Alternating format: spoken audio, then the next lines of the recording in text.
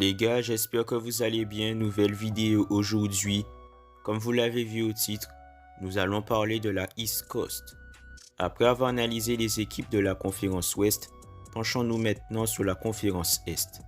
Dans cette preview, nous allons évoquer les équipes qui vont littéralement tanker, mais aussi ceux qui cherchent à se qualifier en playoff ou encore le play-in. Alors, vous êtes prêts? C'est parti!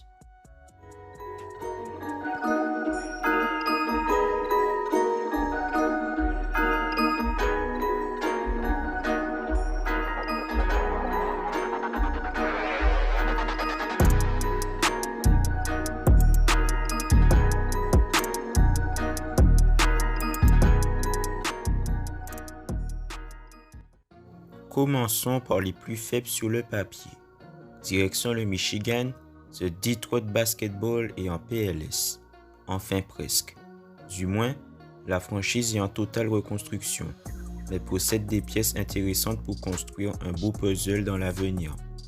En parlant de pièces, on évoque bien sûr le first pick, Cade Cunningham.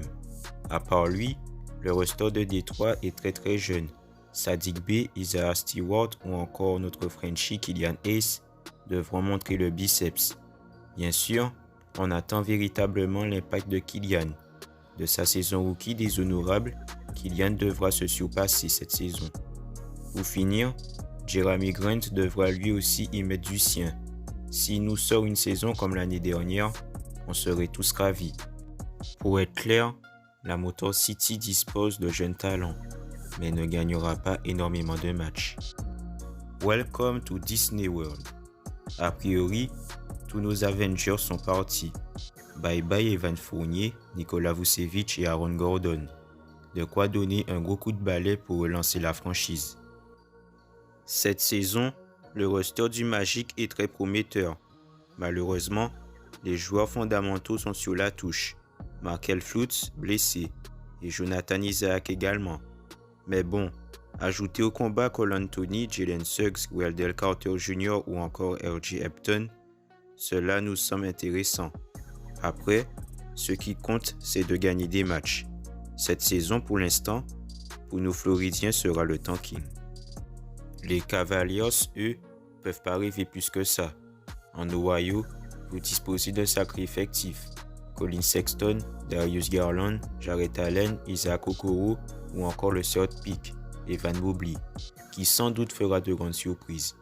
Après tout, les Cavs peuvent prétendre le play-in, mais beaucoup d'incertitudes autour de Sexton, qui lui est dans le viseur du trade. De même partie, Kevin Love lui continuera à fliquer la franchise.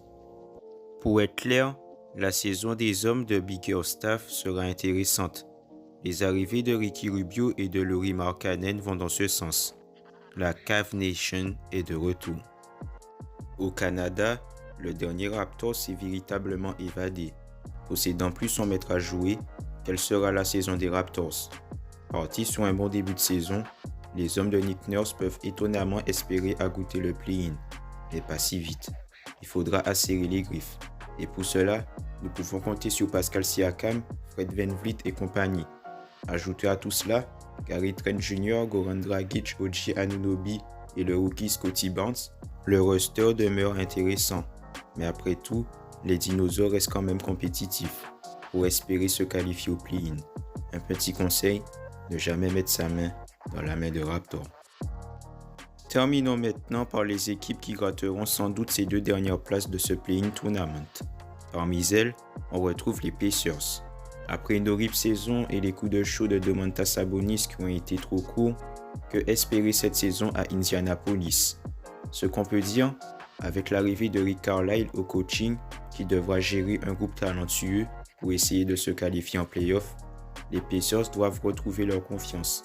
Attention aux blessures, tout Caris LeVert et Malcolm Brogdon sont souvent victimes.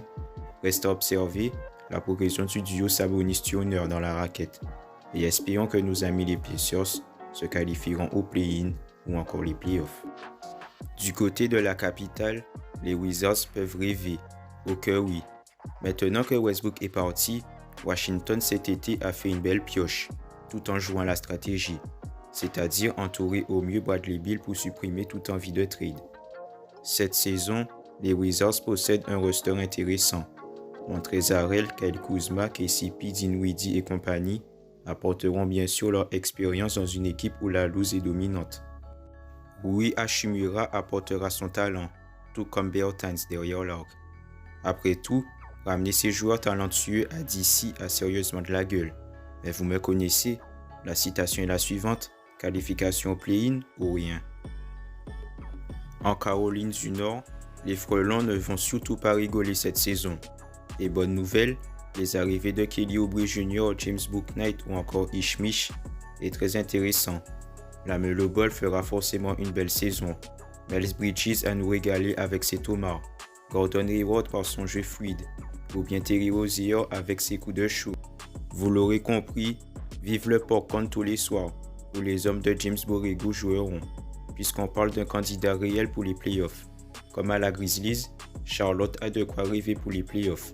Passer par le play-in sera une belle perf. Cependant, ce qu'on attend des Hornets, c'est le DAO 2021-2022. Voilà ce qui en est de cette preview. Et comme d'habitude, je vous propose mon classement des équipes qu'on vient juste d'analyser.